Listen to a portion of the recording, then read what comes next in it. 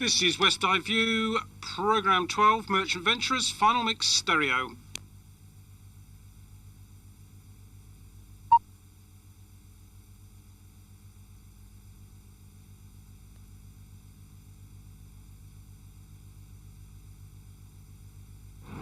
In tonight's West Eye View, an exclusive report on the secretive organisation which has dominated Bristol for 500 years.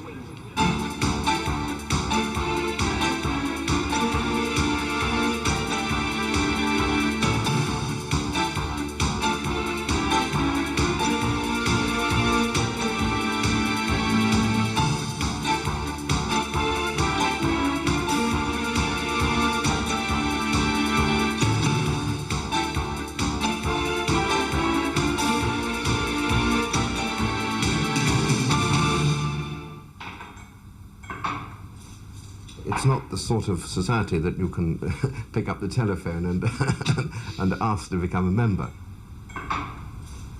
Have you heard of the Society of Merchant Venturers? Never heard of them. Their headquarters is on the Downs, just down the road from here.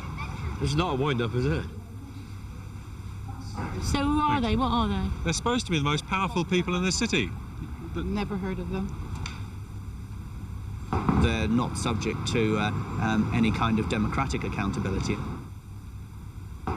We've nothing to hide. We're not a secret society.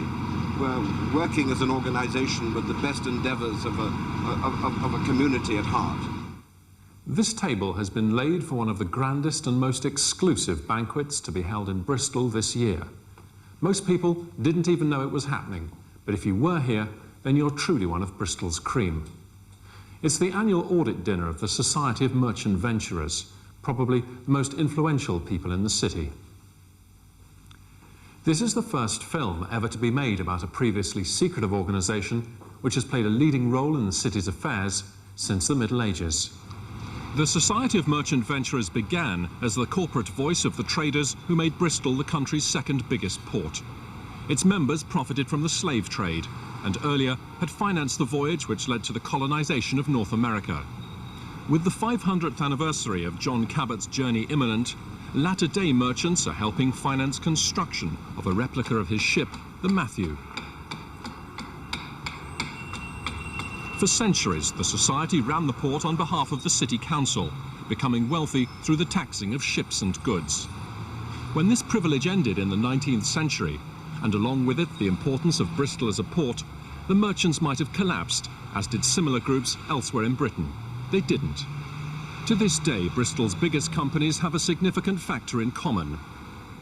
Half the 8 board members at the Bristol and West, the 10th largest building society, are merchant venturers, including Christopher Thomas, President Sir John Wills, and Chief Executive John Burke. Mr. Thomas and Sir John are also directors of the Bristol Waterworks Company, 1 million customers across the West. In addition, Sir John is Deputy Chairman of the Bristol Evening Post Company, publisher of the West's biggest-selling local newspaper. Bristol's other major employers like DRG, Imperial Tobacco and the Bristol Aeroplane Company also drew many of their directors from the same small pool, while they were locally owned. These prominent businessmen also play a leading role in the city's social, educational and political life. Many are even related to each other.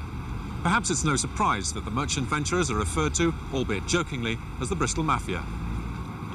The Society currently has 56 members, here filmed on the one occasion when they gather in public, the annual commemoration of their royal charter, granted by King Edward VI in 1552. The Charter Day service at Bristol Cathedral each November is attended by the merchants and pupils of 2 private schools in Bristol which they administer. Although many merchants, like Cabinet Minister William Waldegrave, are household names, the Society doesn't publish a list of members, regarding it as a potential intrusion into their privacy. But slowly, times are changing. This is Merchants' Hall, located on the edge of the Downs. We're the first television crew ever to be allowed to film inside the Society's headquarters. This hall here on Clifton Down is a replacement for the one that was bombed in the war, which used to be in Mars Street in the middle of the city. This, in fact, was 2 houses that the merchants bought after the war and put together to make one hall.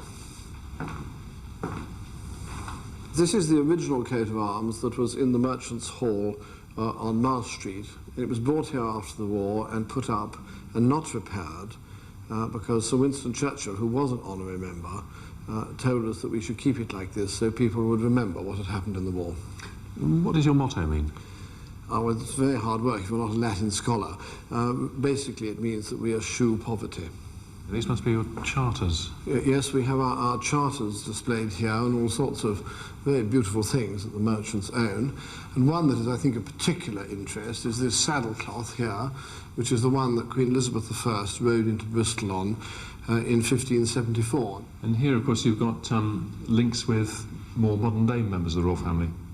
Yes, these are the certificates of honorary members of the society, and amongst them, of course, you can see, for example, the Duke of Edinburgh, who is here, and some before him, and Winston Churchill was an honorary member, and over here is the only lady that's been an honorary member, is Mrs. Thatcher. The Society's most senior member is the Master. This year's Master runs a factory on the edge of St. Paul's, a long way from the opulence of Merchants' Hall. The Master of the Merchant Venturers is elected every 12 months by his fellow members at the annual Charter Day, November the 10th. Originally, the Master would have been a merchant trading through the port of Bristol. This year's Master is still an exporter, although his product wasn't developed until long after the Middle Ages. J. Tidmarsh is Managing Director of Dicem, employing just over 20 people. His company makes specialised flooring material for customers including the world's top electrical and pharmaceutical firms. As Master of the Merchants, which he joined in 1979, Mr. Tidmarsh is keen to ensure the Society remains relevant to modern Bristol, while still retaining the traditions which have sustained it for centuries. How did you become Master? I can't answer that question. You have to ask those who asked me to become Master. You don't put yourself forward, you're invited to become You're Master. invited, yes. Is that considered a great honour in the Society? Yes, I think that it is, yes. And how does one join this most exclusive of clubs, which in recent months has admitted 3 members, the bosses of Rolls-Royce, the Bristol and West, and estate agents Hartnell Taylor Cook, to join 53 others, all at the top of their professions? It's got to be somebody who is doing something for the city in charitable terms, and somebody who is in a fairly responsible position as far as their own particular business is concerned. It doesn't have to be necessarily a very large business, as you can see from having been around here. All my life I've been interested in charitable involvements, and if the Merchants is about one thing, it's about charity. It's about being involved in the administration of 12 charities and 40 trusts. A practical demonstration by the new Master wasn't long in coming. The Society's extensive property portfolio includes 3 almshouses. One, beside the Old Vic Theatre, had been empty for 4 years, until a local charity was allowed to open a temporary shelter for the homeless. On behalf of the Merchant Venturers, we're absolutely delighted that the Cold Weather Project is going to take this on and look after it, this building. It's an old and venerable building. I know you'll look after it very well indeed. The Merchant Venturers came up trumps and said that we could have this building until the end of March, which is wonderful, because it means now we can accommodate up to 24 homeless people who would otherwise have to be on the streets. It's something that we really feel that we ought to be involved with. A number of merchants are already currently involved with dealing with this pressing problem of the homelessness in Bristol. 100 people every night out on the streets is an appalling, very, very sad commentary. The Society runs 2 other almshouses, also in central Bristol. The one on St Michael's Hill houses 11 needy Church of England pensioners.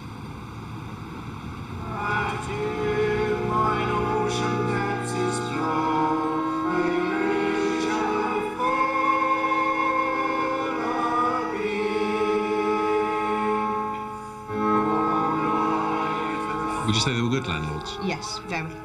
Very fair. Christmas, they come round and they provide us with a hamper, a bottle of sherry or whatever, and a £10 note in a Christmas card. They come round again September-ish to see if any repairs need doing. And we tell them our complaints or whatever, and if they think it's justifiable, then they do something about it. The Father, the Son, and the Holy Spirit be with you this day and forever. Amen. Now go in peace to love and serve the Lord. Each year, a new master finds he has a vast amount to learn about the varied activities of the organisation he heads for the following 12 months. By far, the Society's biggest charitable undertaking is the St Monica Home in Westbury-on-Trim. This nursing home for 200 professional folk down on their luck has been run by the merchant venturers since it was established by the Wills tobacco family at the end of the First World War. And this is the chapel in here. And it was always the founder's wish that the chapel be very much a central part of the home. That's magnificent, isn't it? How many people come in? So there is a daily service, a daily communion, and there's evensong. On a Sunday service, normally 100. How do I become eligible to come to St Monica's? You have to be a baptised member of the Church of England. You have to be suffering from a chronic illness or a physical handicap.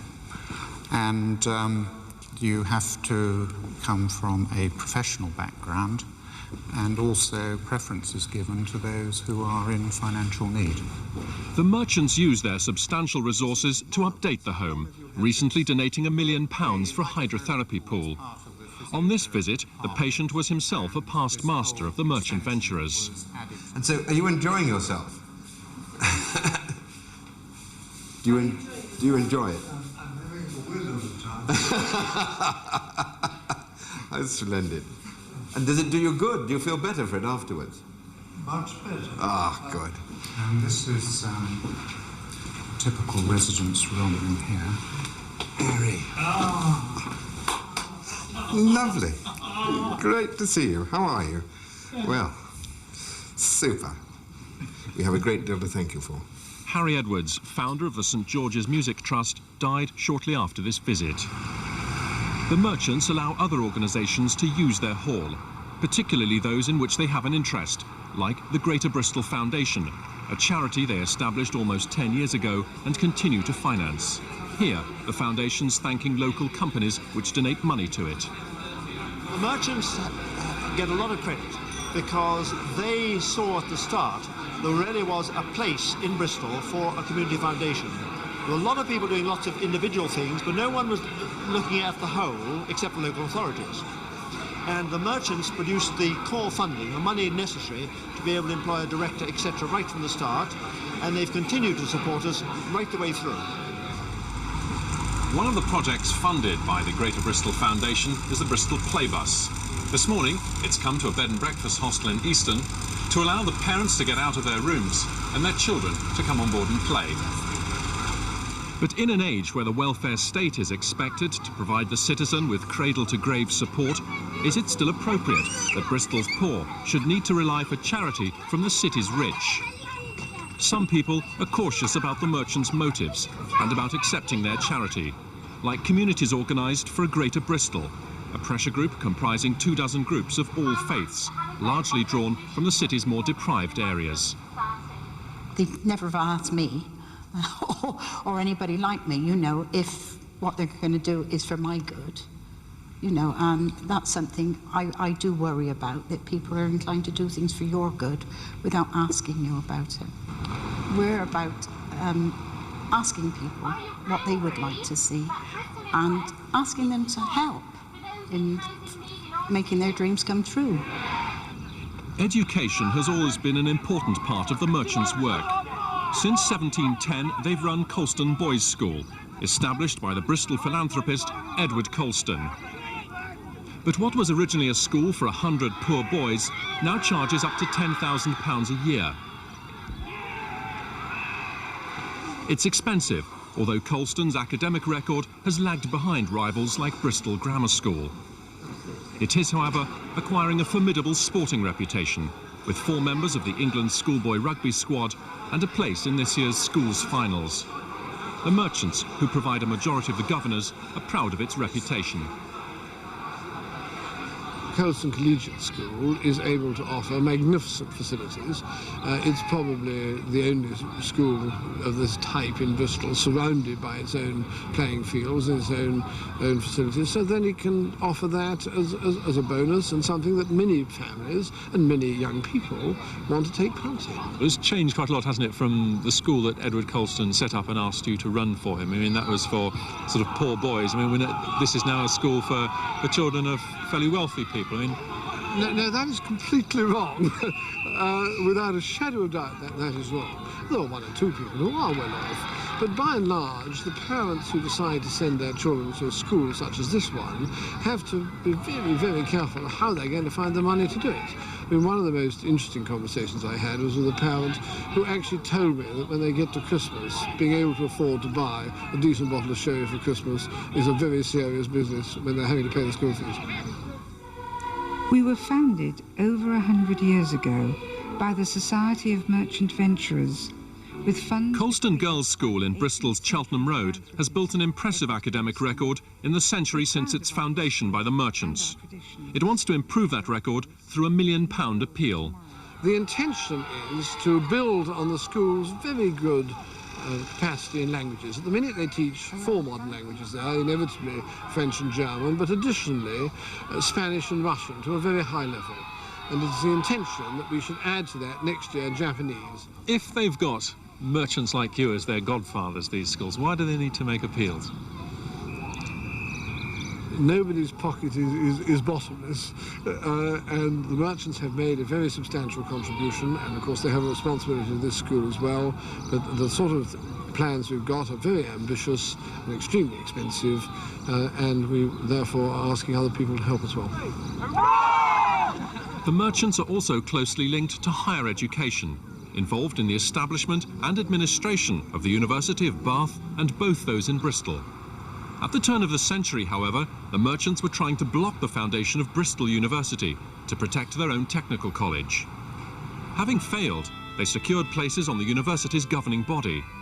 The master, in this case J. Tidmarsh's immediate predecessor, here sent a stage for the award of an honorary degree to Mikhail Gorbachev. The Merchants' Technical College became the cornerstone of the University of the West of England. Poor boy turned millionaire developer John Pontin was educated by the merchants, then even joined the society. How long have you been a member of the Society of Merchant Venturers? 1982. What's that, 12 years, 13 years ago now. And how did you become a member? I had a very good friend, the present master, in fact, J. Tidmarsh, and he raised it, the prospect of me becoming a member of the society, and a few meetings and a few months later it seemed to come about. I feel very privileged that I'm a member now. A place like this and membership of the merchants, it all must seem a long way from your beginnings, John. Yes, I was born in Southmead Place under the shadow of the Will's Tobacco Factory in East Street. My father, before the war, was a professional soldier and served in the Second World War with the Gloucestershire Regiment. Afterwards, he demob, became a postman, retired from that 30 years ago now. Did you ever expect you'd become a member of the society? Not for one moment. I mean, in that case, were you surprised that they asked you? Very, and it took me back. But I'm very pleased that I have become a member. And I think it's extremely relevant to the life of the city today. Business is not just about making profits or trying to avoid losses. There is a wider role. The society has been about a wider role since it was founded hundreds of years ago. The Society of Merchant Venturers has always been much more than a charitable organisation. For much of their history, they effectively ran Bristol, sometimes providing a majority of members of the City Council. Today, only one merchant sits on the council, but their influence remains undiminished. Can I ask whether you agree to have a TV cameras in? All of you? Yes, What's the purpose, Lorna? I gather that it's the merchants they're after. The Downs Committee is the one public forum where the merchants, who claim to be apolitical, join the political process. Half the committee's members are merchants and half city councillors. half appointed, half elected, reflecting the fact that the Downs, one of Britain's finest urban open spaces, are jointly owned by the two bodies. Its independence is something that most citizens in Bristol welcome, and indeed in my experience really encourage. They feel that whilst we're involved with the Downs, there is an independent body who are going to always have the interests of the citizens of Bristol at heart, and that is true. 150 years ago, when Bristol Corporation was probably as oligarchic and unaccountable as people say the merchant venturers are now, it may well have been the best solution to have the two little cliques brought together. But I think one really has to question after 150 years whether the best possible solution for the Downs is that the merchant venturers get 50% of the votes on the Downs Committee, but the City Council puts in 100% of the money. 4 years after its formation, the Bristol Development Corporation is well on the way to transfer... Over the past decade, local authorities have lost much of their power and money to unelected boards or quangos. The principal quangos locally, like the Bristol Development Corporation, are headed by merchant venturers. BDC Chairman Christopher Thomas is one of 3 merchants on the board. The Avon Training and Enterprise Council, annual budget £30 million, is headed by the newest merchant, Colin Green, head of Rolls-Royce at Patchway. The board of the United Bristol Healthcare Trust, which runs 9 hospitals, including the Royal Infirmary, is headed by venturer Bob McKinley. Another merchant on the board is Louis Sherwood, also chairman of HTV and the Bristol Chamber of Commerce and Initiative, based at Lee Court. It's involved in regular consultation with the City Council over the future development of Bristol. The City Council is very concerned about the growth of quangos and the way that democratic accountability is being lost to non-elected, appointed boards. And one hears that a lot of members of these boards are merchant venturers, and one can only speculate on the reasons why they're appointed. We're not attempting to involve ourselves in politics. We are very careful to avoid politics. Our desire is to be involved with the City of Bristol and to be involved with the various aspects of life that we think with which we should be involved. Once, sons followed their fathers into the society automatically as they took over the family firm. But the city's top citizens are no longer necessarily the sons of existing merchants. New merchants often have no prior links with the society, like the latest recruit. Well, I think that I am involved with Avon Tech and have been over many years. I'm a member of the board of Bristol Chamber of Commerce Initiative, and I'm also Managing Director of Rolls-Royce here in Bristol. So perhaps my name has come to the attention of the present venturers. On the other hand, Bristol's high society is small. Family ties remain common. Is there any family history of involvement with the merchants prior to your election, or are you the first? Do you know the answer to that? I'm the first of the Hartwells, but my brother-in-law, Patrick Lucas, was a very recent master. In fact, the immediate past master. At Merchants Hall, preparations for the audit dinner are well underway.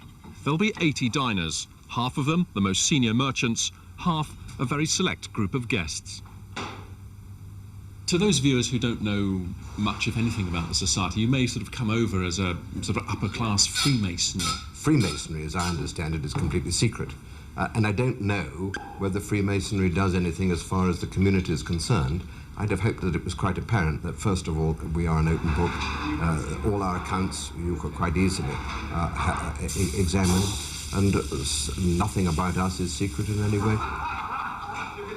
The society is under pressure to admit women members. One guest, Bristol Bankers President M.R. Webber, was, to the merchant's surprise, not a mister at all. It's a subject that we have under constant review. It's been debated, and I suspect will be debated on many occasions in the future. And there must, at some stage, I suspect, be a change. When that change is to take place, who knows? Something that's been in existence for 400, 500 years doesn't move very rapidly on some occasions. Let us give thanks to the Lord, for he is gracious, and his mercy endures forever. Amen. It will continue as long as it's fulfilling a need and providing something that the City of Bristol wishes, appreciates and respects.